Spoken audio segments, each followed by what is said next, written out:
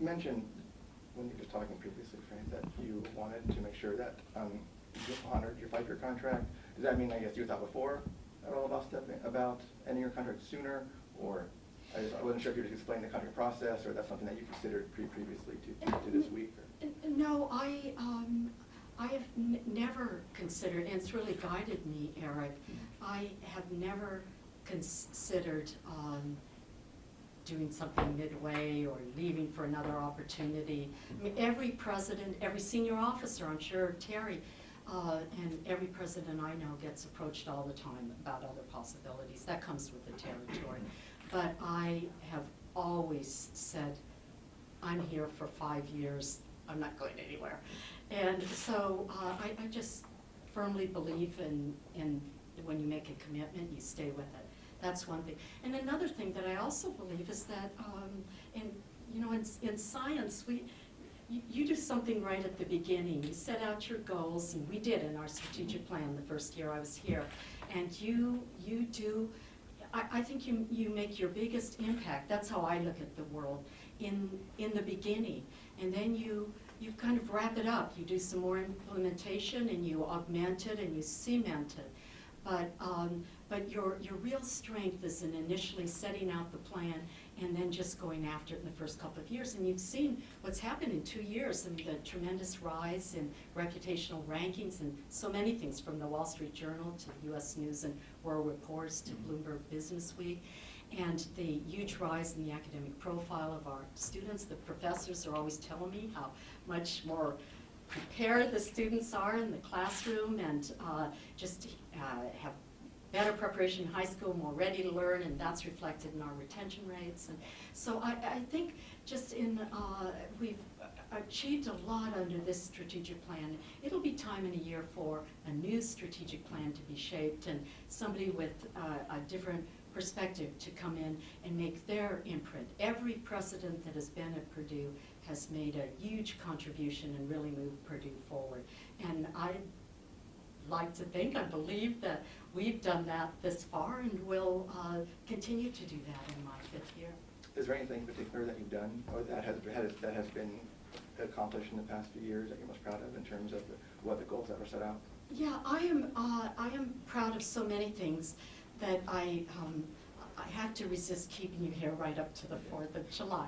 But in every area of the strategic plan and then some. So if I'm just trying to race through it and think of student success, okay, increasing the entering SAT and GPA scores, increasing the retention rate, laying the foundations for student success corridor with new facilities, the COREC, the Center for Student Excellence and Leadership, the new Bowder Hall coming online. In fact, just as an aside, we'll be dedicating or breaking ground on 14 new buildings this coming year alone, including those buildings. The students, all the projects we've worked on, from the Block P to the Freedom Park, all the, and so I think in the area of student success that none is as impactful as raising the quality of the student body and having a higher bar for students to succeed at, like things like the 4 years of math that's required now, all the scholarship money. We've raised that in the past 3 years alone by 26% for scholarships. And Lauren, you pointed out in your article this morning how important that is to offset, to make it affordable for students, is to get those scholarship dollars in so they don't have to go out for loans. We've created presidents and trustees scholarships, the Marquis scholarships for middle-income students, various Purdue Promise merit-based scholarships, the Emerging Urban Leaders scholarships with anonymous funding of a sizable amount. Had a campaign for access and success that focused on scholarships.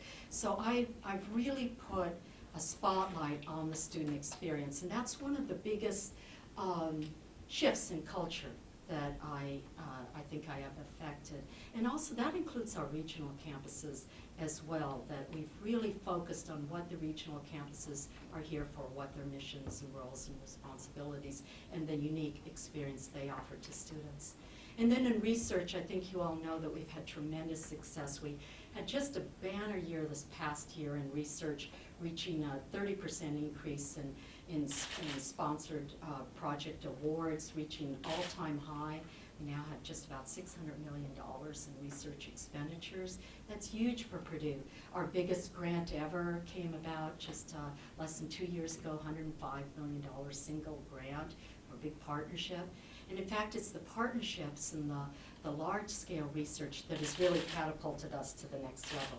We have Indiana's first National Science Foundation Award for a new science center, which focuses on information science, $25 million award. But every federal agency we've garnered large funding from. So I think, and now I hear, whenever I go to meetings, and we've had a lot, as you know, under the decadal funding plan, of where the faculty's going next, they talk about discovery with delivery like it's imprinted in their imagination. I mean, that is just in all the colleges' strategic plans. It's about not just innovation discovery, but how do we deliver it to people to make an impact? And that's a transformative change for Purdue. So where's that headed? That's headed into technology development and commercialization. You're going to see in this next year a huge focus on that, and that's coming out of our decadal funding plan too, and that really represents the new step for research to expand its impact and also to expand its revenue quite a bit.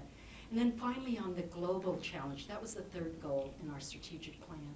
We called it meeting global challenges, but it's